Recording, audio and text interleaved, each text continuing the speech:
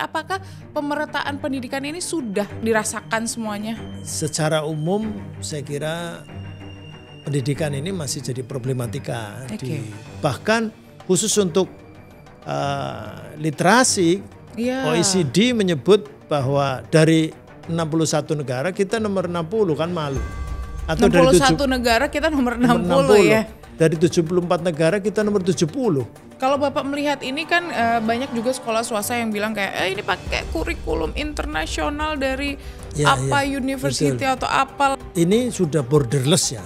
Kita ini sudah tidak ada sekat antara negara satu dengan negara lain. Kita ini kan NKRI. Jadi pendidikan ya harusnya sama. Iya. Dari Sabang sampai Education for all itu ya dari Aceh sampai Papua. Sekolah itu kan bisa berkembang sama ketika mendapatkan afirmasi yang sama.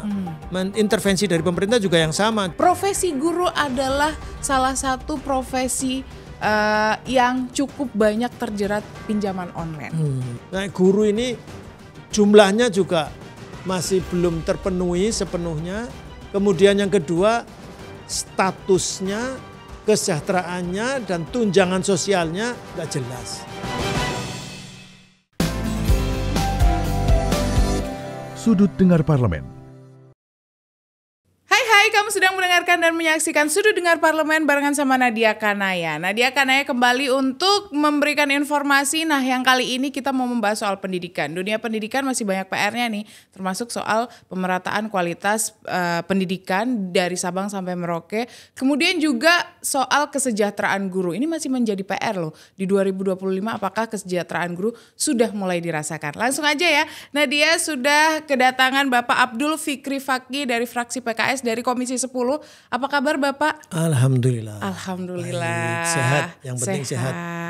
Kita ngomongin soal pendidikan ini nggak ada habisnya nih Pak. Iya. Tantangannya luar biasa. Poin utamanya adalah gimana sih kualitas pendidikan di Indonesia ini bisa merata.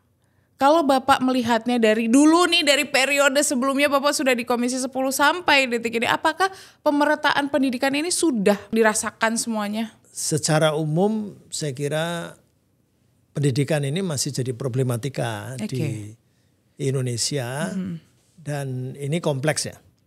Sungguh pun pendidikan ini Indonesia khususnya itu sebetulnya jadi panutan negara tetangga seperti Malaysia misalnya. Itu konon sekarang kurikulum yang dipakai di Malaysia itu masih menggunakan referensi utamanya dari Indonesia, tapi kurikulum 1974. Jadi 1974 masih dipakai di Malaysia, tapi di Indonesia sekarang udah berganti menjadi KTSP, CBSA, Kurtilas, dan Merdeka dan seterusnya.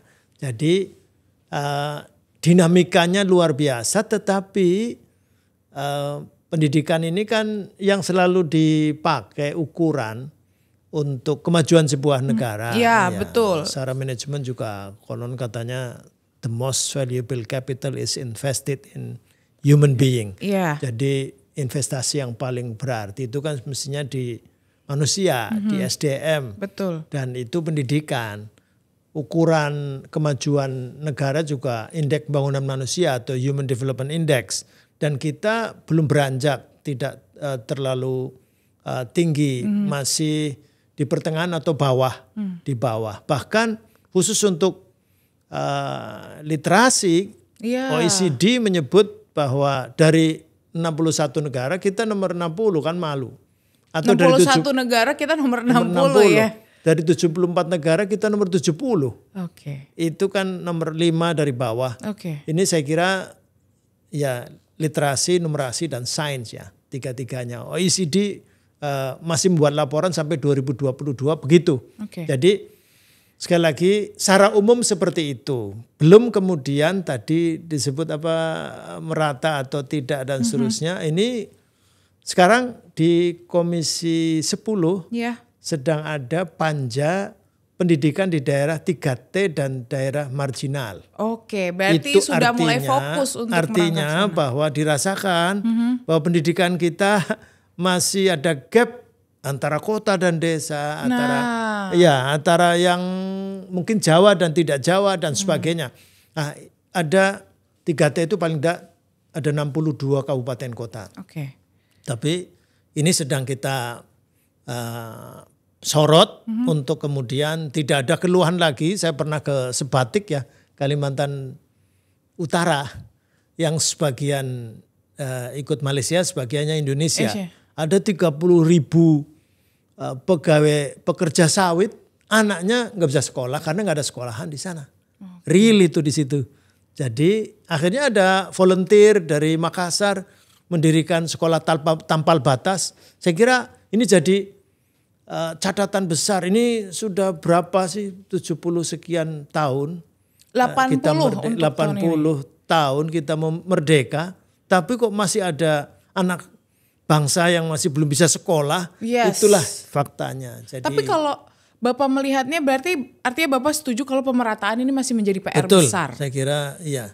Jadi ini mudah-mudahan membantu ya panja pendidikan di daerah 3T dan daerah marginal ini. Mudah-mudahan nanti hasilnya, rekomendasinya bisa ditindaklanjuti oleh Kementerian Pendidikan Dasar dan Menengah paling enggak. Oke, kalau kemudian di sini kita tahu kalau Pak Presiden sedang mengarah dengan sekolah rakyat nih. Kan juga disebar di beberapa tempat ya Pak. Apakah ini bisa menjadi salah satu sarana agar daerah-daerah 3T ini juga nantinya bisa masuk nih dalam salah satu list untuk diutamakan dalam ketersediaan fasilitas dan sarana prasarana untuk pendidikan di sana? Pak Presiden ini bukan orang baru soalnya. Beliau sudah jadi tentara, sudah jadi anaknya Begawan Ekonomi Indonesia dan sudah merasakan dinamika pahit getirnya Indonesia ini, dan mungkin kayaknya agak geram ya. Jadi melihat kita ini didekati, jadi salah satunya adalah kemiskinan. Yang menjadi kayaknya jadi kekhawatiran, dan ini jangan sampai saya jadi presiden ini masih miskin terus masyarakatnya. Padahal betul. Negara kaya raya. Nah, dari mana ini? 500 triliun lebih dari berapa anggaran APBN kita, 3.000 sekian triliun. 500 triliun lebih itu untuk bansos. Bansos untuk segala, lewat kesehatan, pendidikan, lewat langsung bantuan langsung tunai dan sebagainya, itu lebih dari 500 triliun. Tapi setiap tahun turunnya angka kemiskinan itu sangat tidak signifikan. Jadi masih tetap aja konsisten, istiqomah miskin maksudnya. Istiqomahnya miskin ya. Kalau bisa janganlah ya nanti itu ini makanya segera. Kemudian Pak Presiden kayaknya ada shortcut. Jadi tidak diberikan terus-menerus dengan bentuk conditional cash transfer seperti itu atau bantuan langsung tunai, tetapi ini harus diarah langsung ke SDM-nya. Berarti sasarannya pendidikan itu. Sehingga mohon maaf barangkali ada yang bertanya, ini pendidikan kok leading sektornya Kementerian Sosial, bukan Kemendikbudristek, Kemendikti atau kementerian lain. Ini karena cara pandangnya begitu. Jadi targetnya langsung kalau bisa 200 sekolah, tetapi dinamika yang ada sekarang dengan efisiensi, dengan apa segala macam, at any cost harus jalan ini sekolah rakyat. Tetapi disanggupi hanya 100. Masih ada banyak pertanyaan soal kualitas pendidikan. Kalau tadi kita ngomongin soal masih adanya kesenjangan kualitas pendidikan, gimana dengan adanya, ini kan ibu-ibu udah mulai menyasar ke sekolah-sekolah swasta. Apakah ini tidak mengartikan ada yang kesenjangan dari kualitas pendidikan ini yang menjadi persoalan sampai akhirnya swasta menjadi tujuan utama? Nah, kita bahas nanti di segmen kedua, jadi jangan kemana-mana, tetap di Sudut Dengar Parlemen.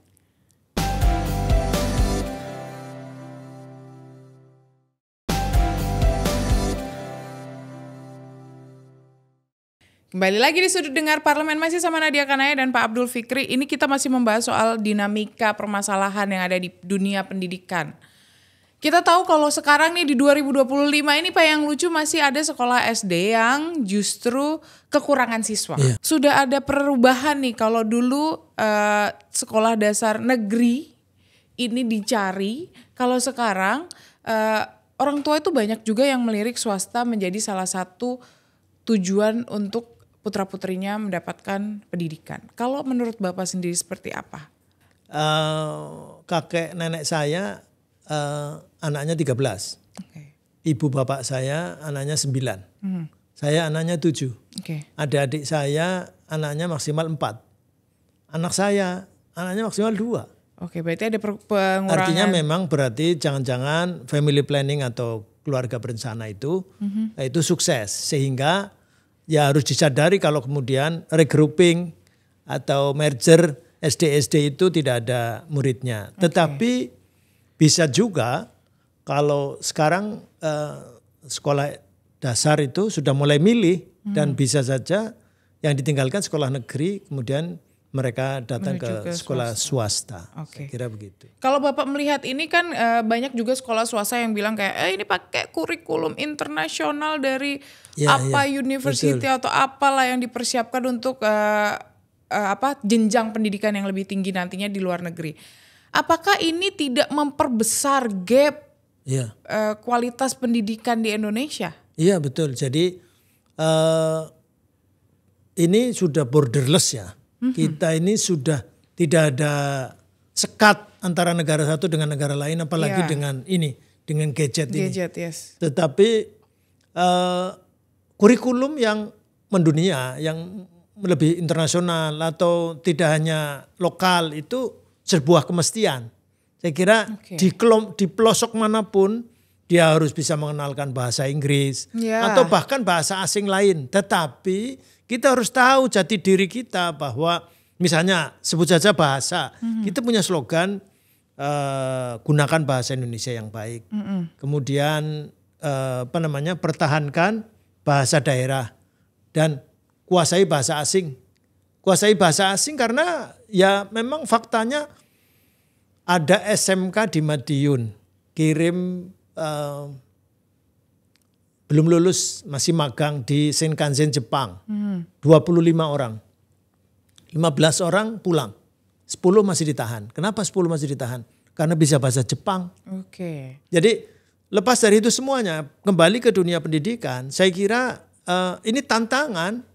Kemarin itu kurikulum merdeka maksudnya supaya merdeka kita menyesuaikan kebutuhan.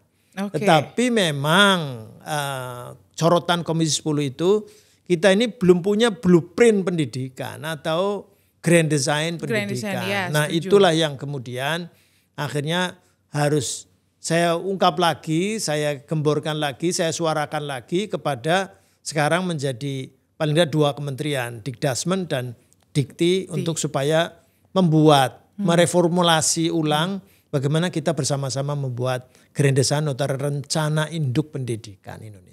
Untuk hal tersebut menjadi jawaban agar kualitas pendidikan ini bisa merata. Supaya pendidikan itu seperti naik kereta yang ditarik oleh beberapa kuda.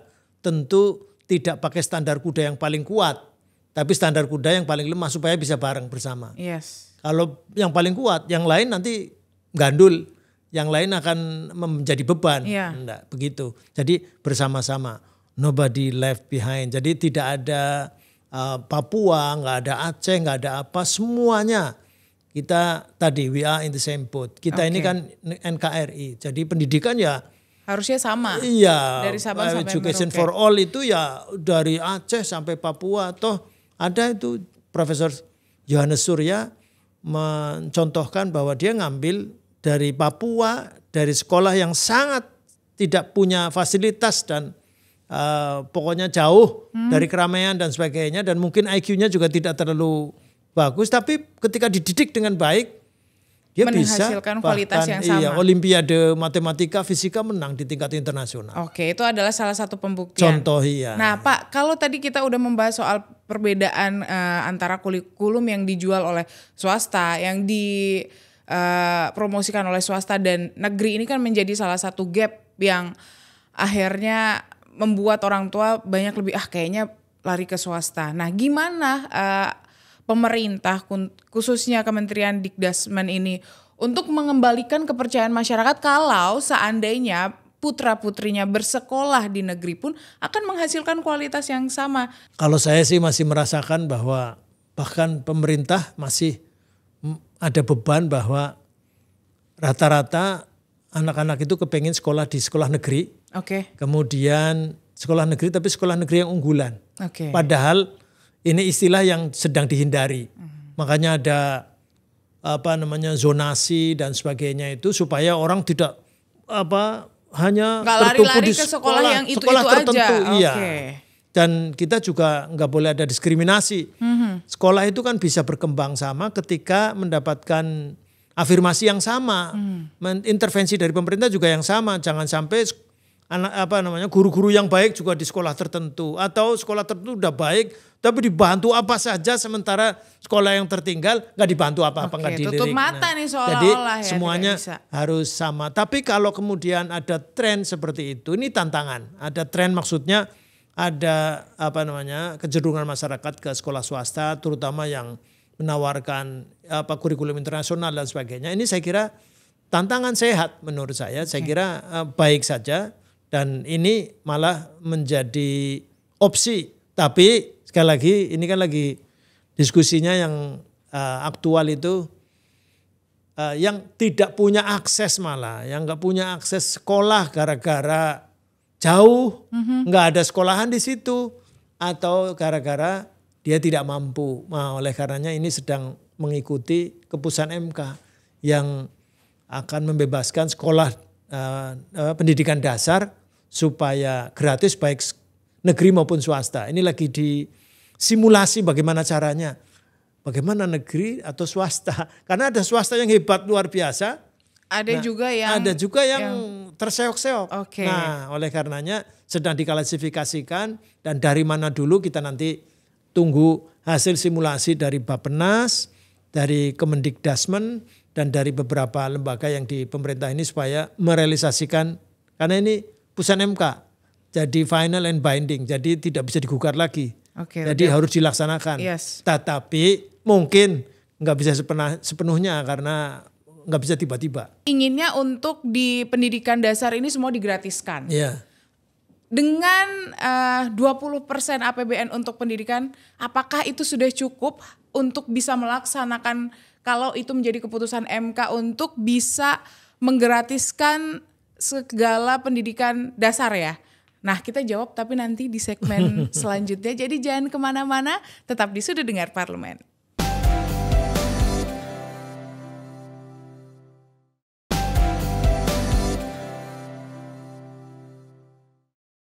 Kembali lagi di Sudut Dengar Parlemen, masih sama Nadia Kanaya dan Pak Abdul Fikri Fakih yang membahas soal pendidikan yang tiada habisnya nih untuk permasalahannya.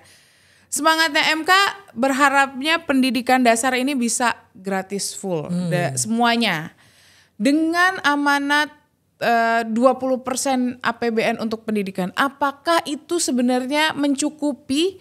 Karena kalau kita lihat di 20% ini banyak gantungannya ke kementerian lembaga juga kan yang menjadi PR. Iya, itu jadi kemarin 688, kemudian jadi 700 sekian, kemudian sekarang mungkin jadi 800. Itu kemarin bahas anggaran di Kemendikdasmen cuma berapa? Nggak ada, ya 30 kemudian menjadi 40, menjadi 30 triliun. Dari berapa? Dari 800. Berarti cuman iya, kalau berapa persen? Kemendikti juga begitu. 60 triliun misalnya. 60 triliun tambah 40 jadi 100. 100 triliun dari 700. Dari 800. Dari 800 triliun. Ini ada uji coba nanti sekolah rakyat. Itu 100 sekolah rakyat yang direncanakan di Kementerian Sosial. 2,3 triliun. 2,3 triliun itu sudah makan, sudah apa semuanya, gurunya dan sebagainya. 2,3 triliun. Berarti harusnya bisa dong bisa. Pak? Artinya harusnya bisa, tapi harus dikupas dulu. Harus semuanya kupas tuntas Nah, itu jadi kementerian lembaga semuanya, terutama pendidikan kedinasan, jangan dong kemudian membuka fakultas umum juga. Kedinasan ya misalnya kedinasan kesehatan. Ya hanya prodi kesehatan saja. Sehingga ini ada panja PTKL. Ini ada panja PTKL, mudah-mudahan ngulik semuanya dan bisa mempertemukan semua. Berarti itu juga menjadi salah satu fokus dari Komisi 10 ya. Betul. Melihat Jadi kondisi. ada dua itu. Jadi satu tentang pendidikan di daerah 3T dan termarginalkan. Kemudian yang kedua supaya merealisasikan ini putusan MK. Soalnya sebetulnya bisa. Sangat mampu Indonesia sangat dengan 20% asalkan. Dengan 700 sampai 800 triliun itu saya kira sudah sangat mampu, tetapi duduk bersamalah. Misalnya ya tidak kemudian langsung drastis, kemudian dihilangkan ini itu dan sebagainya.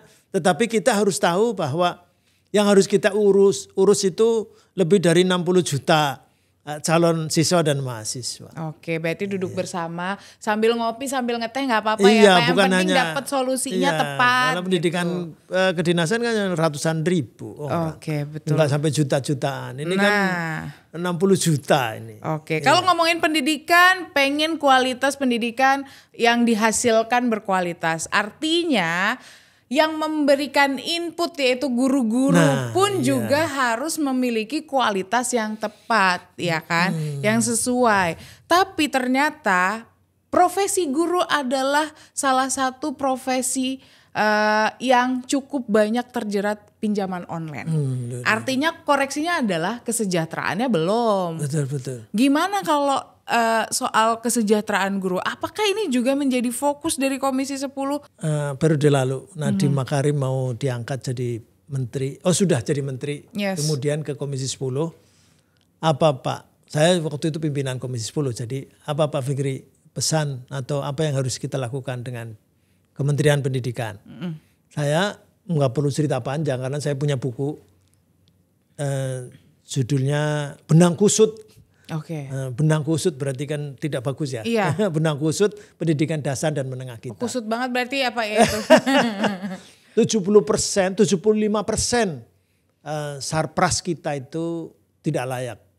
Sarpras pendidikan kita. Sarprasnya bukan ruang praktek, ruang praktek siswa itu bukan. Tapi ruang kelas saja. Ruang kelas saja 75%. Kemudian, ini guru. Gurunya itu tidak jelas statusnya. Satu sekolahan bisa hanya sekolah negeri. Sekolah negeri satu sekolahan hanya 1 sampai 3 PNS-nya. Yang lain honorer. Padahal honorer itu haram hukumnya. Menurut PP 48 tahun 2005. Oke, setuju saya kalau itu. Haram hukumnya. Jadi sejak 2005 itu Pak Presidennya SBY itu sudah menerbitkan PP 48 tahun 2005 tentang guru honorer. Tidak hanya guru tetapi honorer secara keseluruhan. Untuk diangkat. Sehingga akhirnya harus diangkat semua. Problematikanya adalah di data. Sampai 2009 itu nggak selesai-selesai. Bahkan naik sampai 1100%. Masa ada guru yang uka-uka jadi guru siluman tiba-tiba jadi guru guru tiba-tiba jadi guru apa segala macam. Jadi problematikanya kompleks. Oleh karenanya kesepakatan tadi saya baru menyebut satu sarpras. Yang kedua adalah guru. Guru ini jumlahnya juga masih belum terpenuhi sepenuhnya. Kemudian yang kedua statusnya, kesejahteraannya dan tunjangan sosialnya nggak jelas. Lah kalau mereka masih mikir tentang kesejahteraan, tentang hidupnya untuk apa, bagaimana cara mengajarkan materi pelajaran yang bisa masuk tidak hanya ke pikiran tapi ke hati anak nggak bisa, atau mengubah perilaku anak menjadi terampil, menjadi pintar, menjadi soleh dan seterusnya. Saya kira agak susah. Nah oleh karenanya kita dorong bagaimana sejak itu kemarin, tapi akhirnya meledak-ledak ya. 1 juta guru honorer akan jadi P3K. Faktanya gimana? Faktanya 1 tahun pertama hanya 293 ribu. Sehingga masih sekian. Akhirnya sampai 500 ribu tahun 2000 sampai 2024 kemarin. Jadi masih ada 400 ribu yang daftar karena 1 juta ternyata yang daftar cuma 900 ribu. 400 ribu tidak masuk sama sekali. Nah ini PR 400. Ini sekolah negeri saja, belum sekolah swasta. Sekolah swasta dulu itu pemerintah masih bisa membantu sekolah swasta dengan guru DPK diperbantukan. PNS tetapi ngajarnya di sekolah swasta. Itu dulu ada. Iya. Sekarang nggak ada. Saya dulu PNS dan ditaruh di sekolah swasta. Ya, itu sekolah swasta. Jadi ini real, saya nggak ngarang, ini real. Jadi DPK namanya, diperbantukan di sekolah swasta. Sekarang nggak ada. Karena kalau tadi berbicara yang saya dengar dari Bapak tadi kan Bapak menyampaikan kalau ya orang PNS-nya di satu sekolah aja hanya 1 sampai 3. atau 3 gimana mau membantu Kalau sekolah SD swasta? kan rombelnya kelas 1, kelas 2, kelas 3, kelas 4, kelas 5, kelas 6. Kalau masing-masing satu rombel berarti ada 6. Kalau satu PNS apa ngajar semuanya? Iya. Kan enggak mungkin dong. Oke. Kalau ada 3 orang berarti 3 kelas. 3 yang lain yang ngajar siapa? Guru perbantuan itu. Nah kan harus ada guru lain. Nah itulah maka kemudian sebutannya honorer atau sebutan lain terserah gitu. Jadi PP 48 2005 itu mungkin maksudnya benar. Tetapi nggak diikuti dengan solusi realitas di lapangan yang itu begitu. Satu sekolahan hanya 1, satu sekolahan hanya 3. Yang lain juga ngangkat dong. Kalau diangkat atau nyewa atau apa namanya apa, kalau honorer nggak boleh berarti apa. Nah sekarang ini sekolah negeri saja belum sekolah swasta, makanya keputusan MK ini kan nanti sekolah negeri dan swasta nih. Berarti kan ngurusi gurunya, ngurusi sarana prasarananya dan sebagainya dan sebagainya. Apakah ini bentuk dari keseriusan untuk kembali melakukan koreksi terkait kesejahteraan guru, Pak? Iya, jadi kesejahteraan guru kesepakatannya sampai 2019 terakhir juga nggak selesai, kemudian 2024 juga belum selesai. Ada rapat gabungan di sini.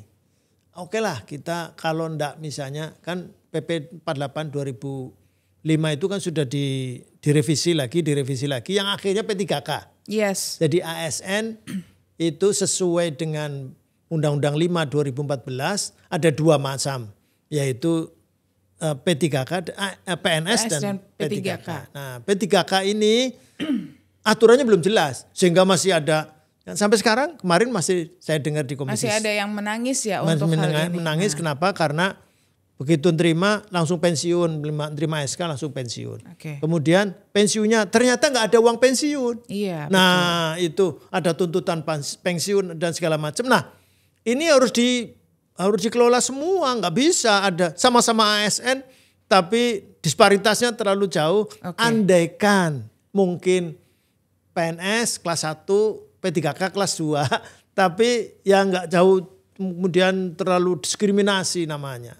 Nggak bisa, mereka sama-sama aparatur sipil negara harus jelas.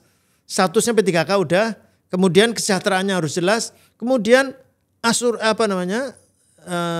jaminan sosialnya. Jaminan sosial itu ketika sakit atau ketika sudah pensiun, sudah usianya usia 60 misalnya kalau guru, ya setelah itu harus mendapatkan hak untuk kemudian kan setelah itu kan tidak langsung meninggal. Iya, kehidupan masih terus berjalan. Yes, ya, saya kira kalau PNS dapat sekian, maka P3K dapat apa atau dapat berapa. Sebetulnya tadi saya mau melanjutkan ada kesepakatan di sini. Andaikan PNS nggak bisa, P3K juga nggak terekrut, maka ada yang ketiga, guru harus dibayar paling tidak sesuai dengan UMR. Ya, setuju itu. Itu sudah kesepakatan di sini. Di rapat gabungan yang dipimpin oleh pimpinan DPR RI. Sudah, tapi realisasinya yaitu P3K saja masih regulasinya belum lengkap. Kemungkinan saya akan mengundang Pak Abdul Fikri lagi untuk membahas soal honorer P3K yang ada di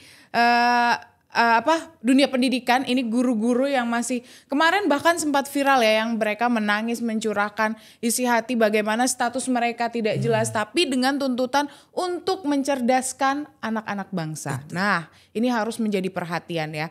Terima kasih sekali lagi. Sama-sama, nanti kita bahas soal dunia pendidikan kembali, Pak.